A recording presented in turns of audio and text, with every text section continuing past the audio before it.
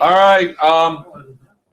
For those of you who care, some of you who were here last year may remember this gentleman, Jorge Sebastiao, and his bio's online, and he was the quiet gentleman sitting up at the top of the stairs on your computer the whole time, George, last year, as I remember.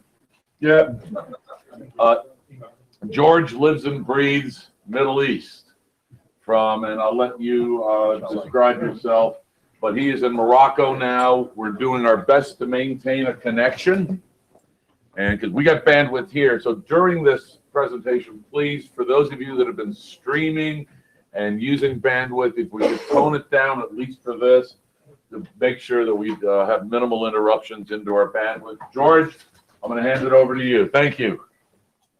Okay, thanks, Win. Thanks for the introduction. It's a pleasure, again, to be here this year, even if it's a bit far away, so I could not really make the trip down to Nashville, Tennessee. So we're using the beautiful part of Morocco along with a bit of good bandwidth to drive the message across. I travel pretty much across most of the Middle East countries, maybe with the exception of Iran so far, and a lot of the African countries, especially sub-Saharan and Northern African countries. So that covers pretty much, we can say, the wide Middle East. So today, my topic is a bit about the Middle East cyber war, so I'll try to kind of bring you a little bit up to date on some of the topics, and hopefully we'll make it interesting for the next 45, 50 minutes.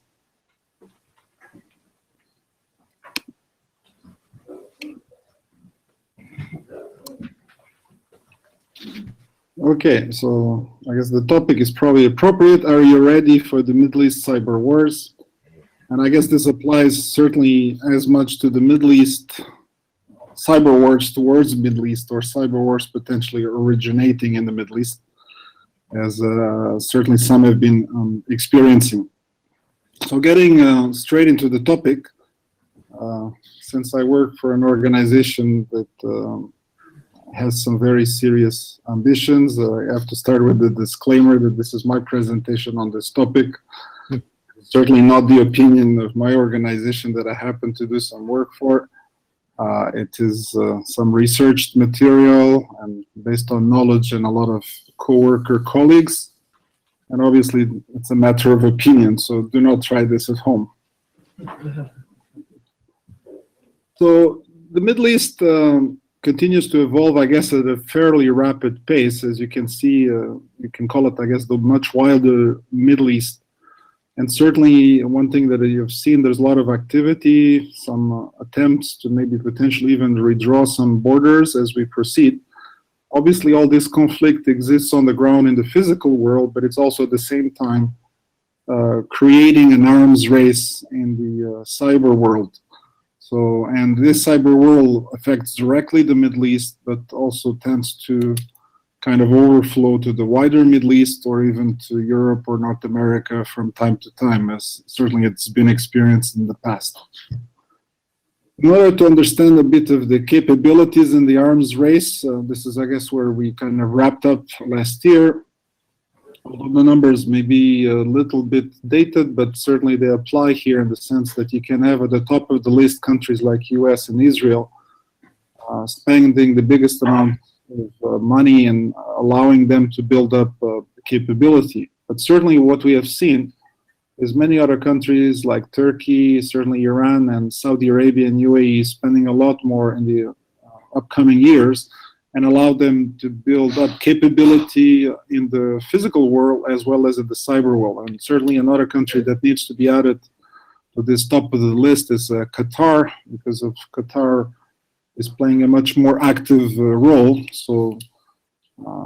in all these borders. So if you go back to a few years ago, where the first submarine cables cuts happened in 2008, they were actually originally designed to affect one specific country, but this cable cuts actually affected the physical infrastructure of many of the other neighboring countries.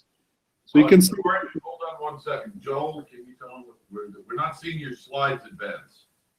You're not seeing my slide advance. Okay, so let me. First one. You got to go to full presentation mode on the lower left. I went to full presentation mode. No, in PowerPoint. I am in PowerPoint, but I am in No, Apple. go to full screen mode. I think it's your F5 key. Yes, I'm in full screen mode. It's what's called normal, slideshow view. We're seeing something different, so you may have to manually slide down on the left-hand column. Let me see layout. Let me see. Okay. F5. Okay. No, let me try to sort of go back. 1 second.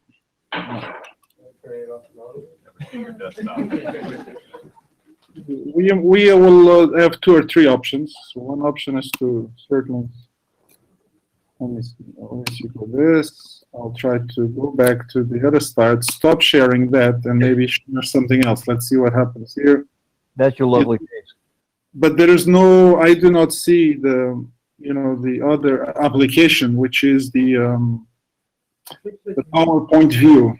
Although it is active now, it does not show up as an application. So I will have to do it probably just manually. So I'll just shrink the left-hand side. Emails even the presentation, you can run it as you speak. I'll share this one. So share. This will be as close. Let me see if I can shrink some things. That looks good. That's fine. So you can see Middle East borders. Can't read it. Good copy. I can maybe even zoom this a bit more. So this should give you a better feeling. So arms race, you can see. Yeah. Okay, so this is pretty much the spending that keeps on increasing in the physical world, but also translates into the cyber world as well. The submarine cable cuts that happened in 2008 was kind of an initial wake-up call. It affected quite a lot of the countries, including Bahrain, Saudi Arabia, Egypt, etc. But of course, one of the major countries that got affected was certainly Egypt. But Egypt not only got affected in the early days by the cable cut, but also by the 2 versions of the Egyptian revolution. You can say the first version was known as the Arab Spring.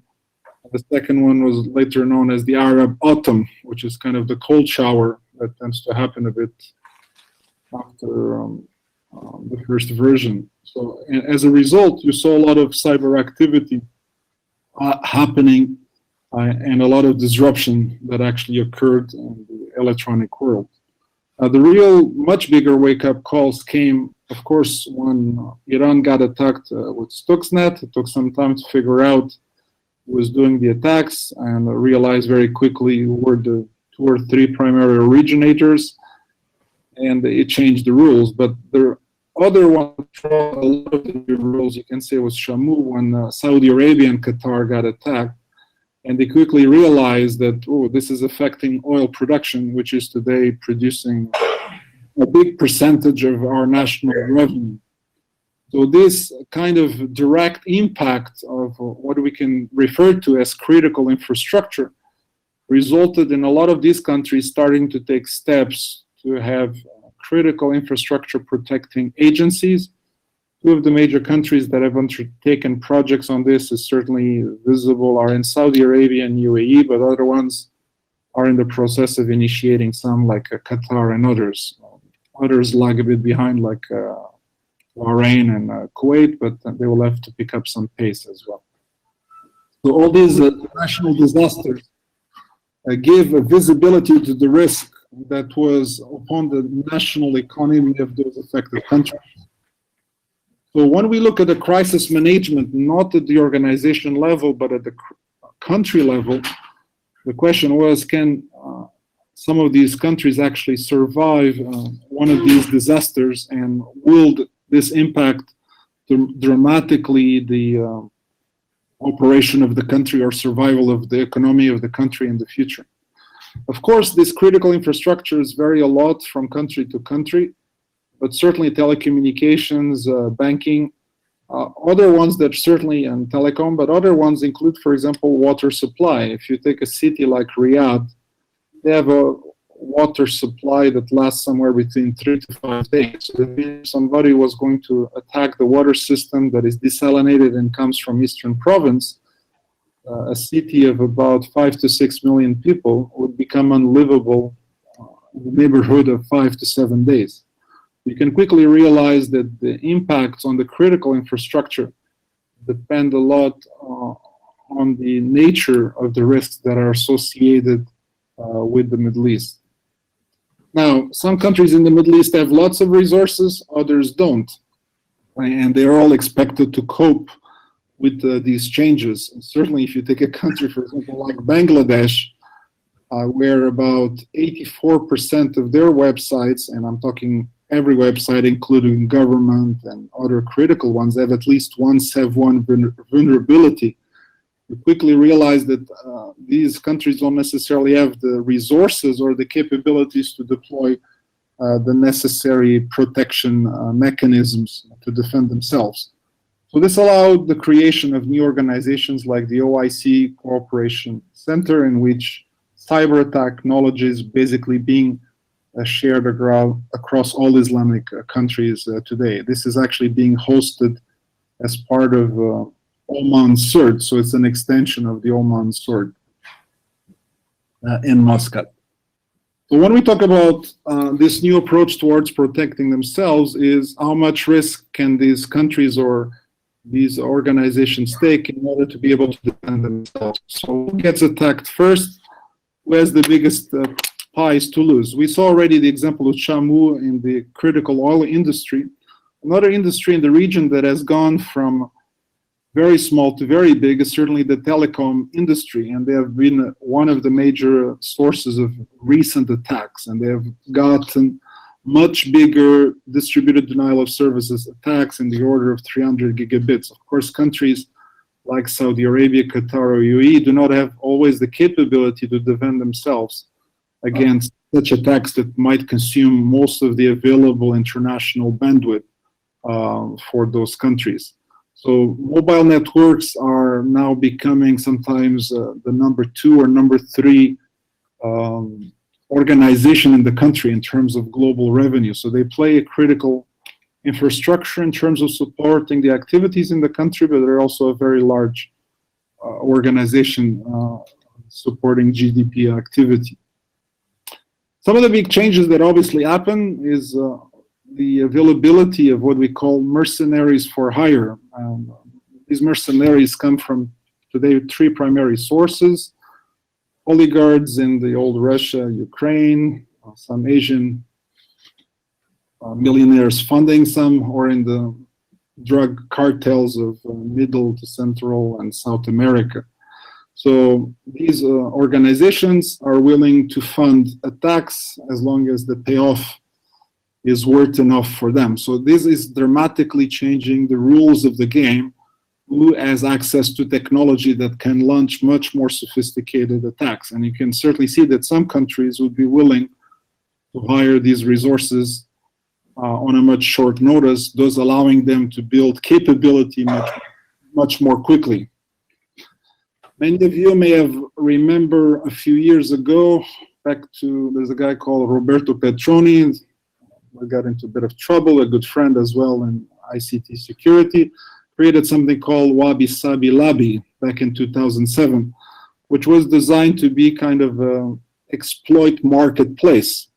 A few of them have come and gone, but you can say the latest incarnation of this is the real deal, which includes the usage of modern bitcoins and the capability of buying really damaging exploits.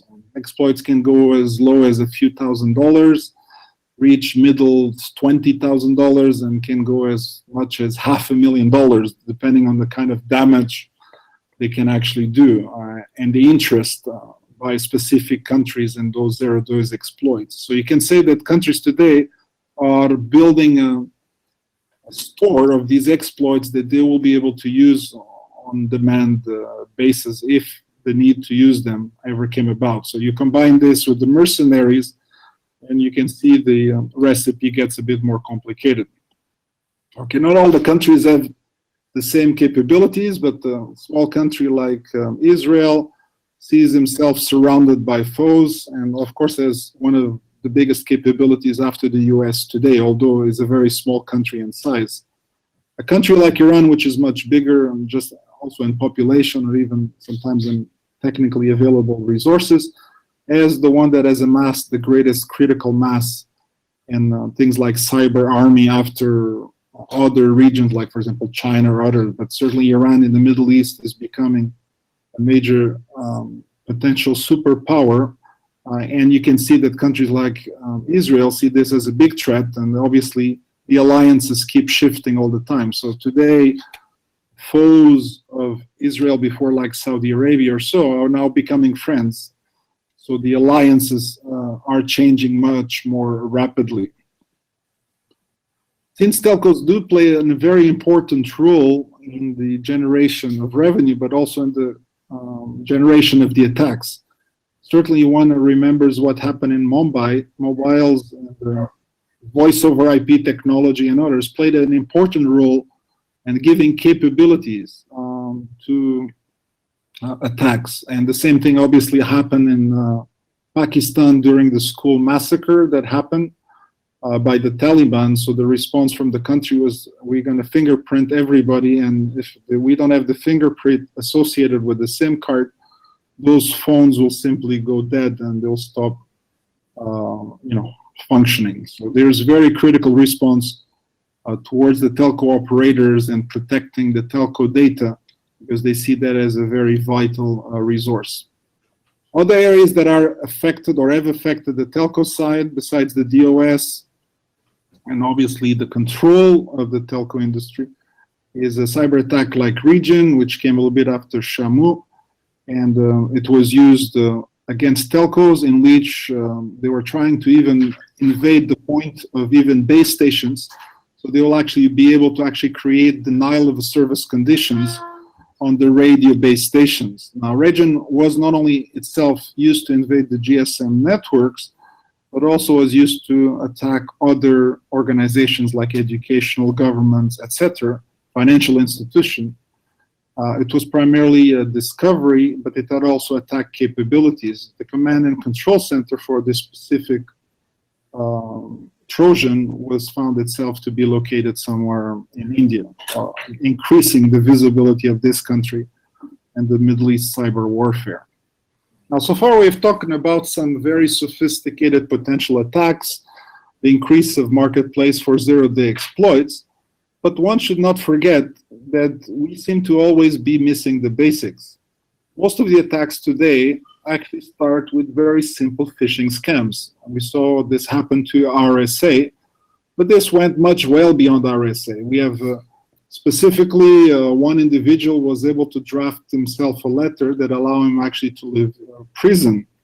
Now, you can quickly examine that phishing, especially if it carried out correctly, can actually drive a very good, effective approach. One example was the Syrian Electronic Army used phishing to actually attack the counter-Syrian rebels by creating a website in which you had very interesting women, in this case veiled, that would appeal to the rebels, and they were able to actually get some rebels information, and they were able to disable their activities. Again, this was very simple but very effective, sophisticated phishing attempts. You can see that even today in the electronically cyber war world, sex has the capability of being a quick win. Now, the Syrian Electronic Army has been in the news quite a few times by attacking a lot of the news stations like, for example, CNBC, Forbes, Tribune, etc. So they have developed, although they're a quite small organization, the capability to reach far and abroad. They have been able not only to deface things like Forbes, but at the same time, they're actually able to capture a lot of the user IDs and passwords, and they threatened to actually release 1 million user IDs and passwords for Forbes while it actually got hacked. One other more recent attack was the putting out of the TV5 from the ISIS group, the Cyber Caliphate. They were able to take out TV5 from actually being able to broadcast. So all of a sudden, the radars went up. All of a sudden, ISIS has all of a sudden developed very sophisticated capabilities of attack. But one quickly realized, very similar to the case of the phishing attempt, one would realize that the actual password for this cyber attack was actually posted on YouTube. One of the announcers from TV5, while it was being recorded on an interview, featured the Wi-Fi passwords just behind his head. So anybody who actually watched the YouTube, which had probably 500,000 hits or so, had access to these passwords and was able to then launch a much more sophisticated attacks. So regardless of the new technologies that we use for cyber warfare, even the basics somewhere seem to be either missing or create very emergency attacks and a lot of trouble. There's other tools that have evolved similar to Region. One is Babar and Casper that have been tracked down to the French cyber intelligence groups that obviously have been gathering more capabilities in the Middle East and certainly more interest and being able to be involved in the region in a much more effective way. Sometimes the things we discover is where we expect them to list. I remember mentioning you last year where when a laptop was captured in Pakistan, it gave a whole new capability of technologies that allow them to bypass the existing monitoring methods.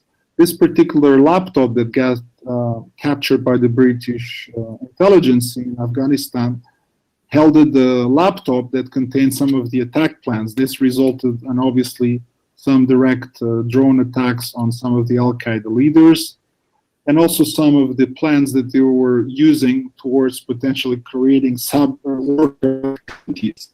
And you can imagine that this kind of plans could easily be drawn up because they were actually linked to existing websites that are extremely popular.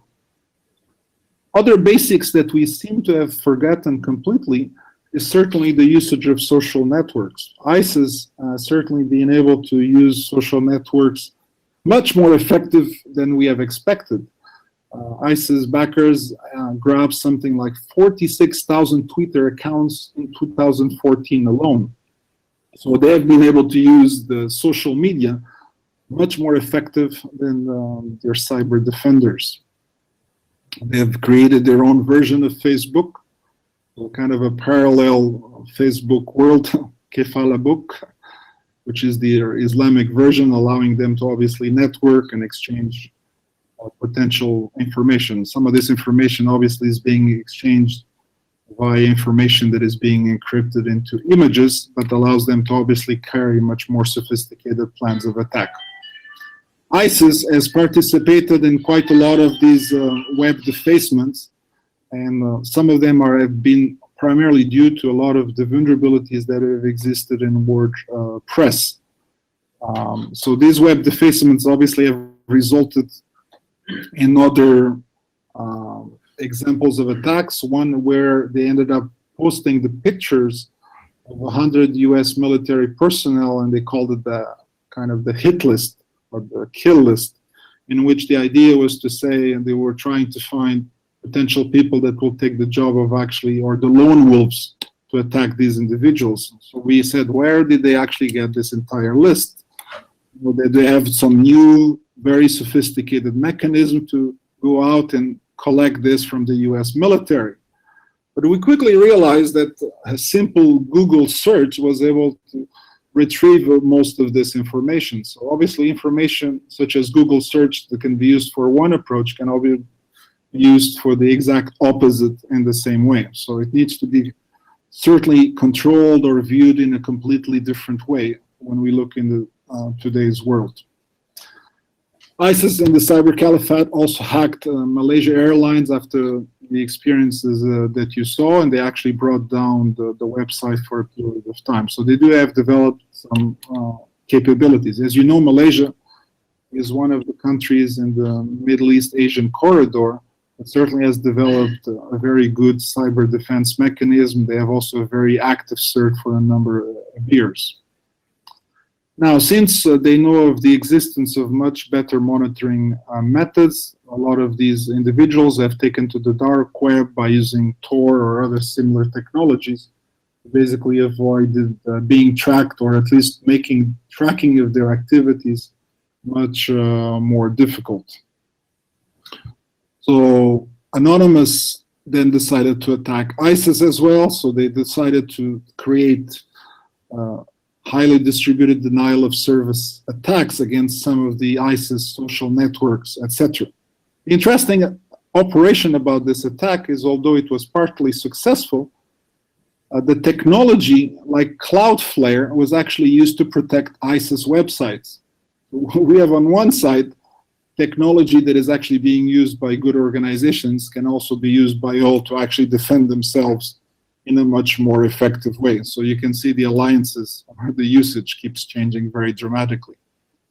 There's a very interesting project called Pistachio Harvest that was produced by two organizations that that drive a lot of information about Iran's capabilities, and also the fact that they have increased substantial the number of attacks, and an increase of 128% in 2014. So you can see that they're building much more sophisticated capabilities.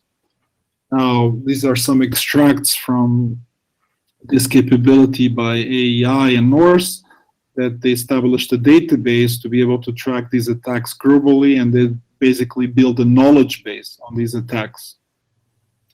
But these kind of potential attacks are not just about traditional websites or knowledge information or military, but also targeting the critical infrastructure of other neighboring or even much more foreign countries. This gets back to the beginning of my presentation when I talked a little bit about Stuxnet, in the sense that it is not recommended usually in the Middle East, and there's a very old saying that says, please do not throw a rock at your neighbor if your house happens to be made out of glass. What it really means is that we have launched fairly sophisticated cyber attacks, but at the same time, we have not developed the capabilities to protect some of our basic critical infrastructure. This obviously not only applies to the nuclear plants, but also to the US grid, which has been identified as being potentially highly vulnerable. So if a sophisticated or medium to high sophisticated attack was to be launched, the impact would be fairly critical and much more than any other countries in the world. We already are also developing or promising to develop new robot technologies similar to the drones that you have seen in US military, and certainly they have been able to capture previous drones in the past, like we saw in last year's presentation. So it's very easy to take things apart and start at least attempted copying some of that potential material. Other potential vulnerable or high target areas, ground or plane control systems. As you can see, small disruptions on this can cause a lot of potential disruption to the environment of the United States, given the amount of flights that take off and every minute.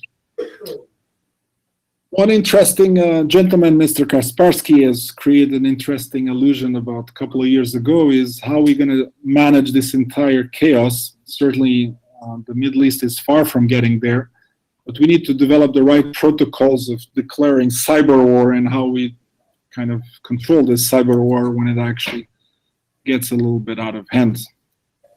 When we talk a little bit more about Iran, there's some reports that obviously say or increase the capabilities of Iran, but certainly other ones completely dismiss it. I think the truth probably lies somewhere in between. So the country certainly has developed medium to increase sophistication at a very rapid pace, and certainly should not be ignored about their full capabilities. Other interesting papers that certainly would apply also in the Middle East is some of the cyber war game lessons. So I think everybody needs to practice with these new organizations to learn a little bit more how to control these incident responses in cases of crisis, how to actually control information such as attack attribution, and then being able to respond in a proper manner.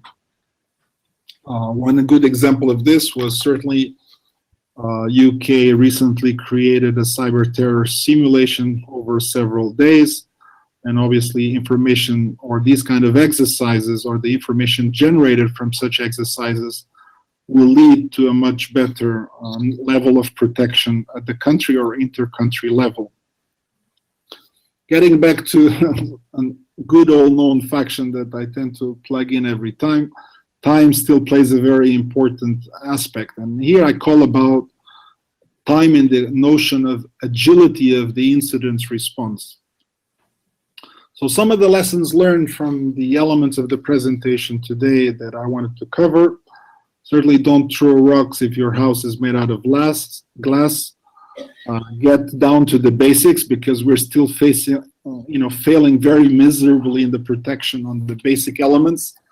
So we don't actually need always very sophisticated cyber weapons to actually create a lot of disruption. One element that we need to develop a lot is certainly agility, and the Middle East countries are now creating the capability to do that, and this includes the 3 or 4 primary countries that I mentioned before, apart from obviously Iran and Israel, but certainly Saudi Arabia is asserting himself as a power, Qatar, and obviously a UAE as well. So they're all concerned with protecting their critical infrastructure, but we still are missing how to control social media. So there's certainly a lot of lessons learned that can be taken from this and certainly could be applied in future context. That's a little bit the information that I had for you today. So hopefully you find it interesting. Looking forward to a few minutes of questions. Thank you, Jorge.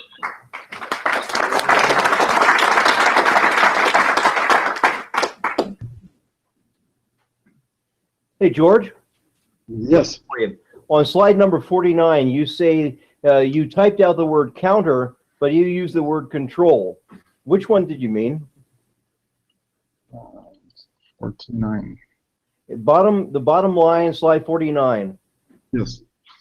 You see, you used the word counter there, and you typed out the word counter, but Actually, controls social media. This is the auto spelling. Oh, okay. But actually, to some extent, is also counter, but it's more controlled social media. Certainly, the Middle East countries have taken the approach of controlling social media, but there's ways to also counter social media. But certainly, the countries like US or others have not developed yet always the capability to counter social media effectively. What it really means is that simple organizations like the Syrian Electronic Army or ISIS, for example, which is locally known as Daesh, have been able to use social media much more effectively. If you go back to my presentation of last year, certainly the release of the Abu Ghraib pictures generated a whole big headache on social media. And it seems like we have not learned. ISIS has been able to repeat and use social media much more effectively. And this social media, by the way, is being used today for recruiting and many other aspects. And either we're not blocking the accounts or we're not doing a counter response that is effective enough to this social media usage. Thank you. Next question. Other questions, comments? He's too far away to hit. Grass for whiskey. Sure, I would like. It will be nice to have a nice cold drink, but I'll try to have one locally here. So. Well, there seems to be an asymmetry in the way that an organization like ISIS can employ cyber activities, in that their adversary, i.e. the West, tends to be a lot more dependent on networks and systems for critical infrastructures and for life in general than they do. So how do you then, in that asymmetric type of environment, turn the tables? Is there any way to do so? Or do we just simply accept the fact that we are always going to be more vulnerable than they are to anything in the cyberspace? I think this is a very good point. I think the modern world is much more asymmetric by nature. Is asymmetric in many ways. The capabilities of both parties are many ways far apart, and they're using sometimes very basic techniques. But the thing doesn't matter. Even in this asymmetric world, you see that the very basic techniques that they use are actually being used very effectively. And although we have very sophisticated cyber weapons or certs, etc., we're not able to respond to these very basic techniques. And by the way, this applies to phishing attempts or others. So that really means that, yes, we're investing all these new capabilities. Certainly Canada is investing a lot in this research field with the central organization in which they have developed partially an offensive capability. We have seen China developing an offensive capability, as you saw in most recent reports. But you can see quickly that this is good, but we're still failing some of the basics, which for me is quite amazing. But do you think we're kind of failing the basics because we don't have as much of a plan as ISIS has? I mean, they have a point to go towards. They have a strategy. They have a goal to attain. We do not have a goal other than to say, like, oh, no, they're wrong. Actually, it's a combination of many of the items that you outlined.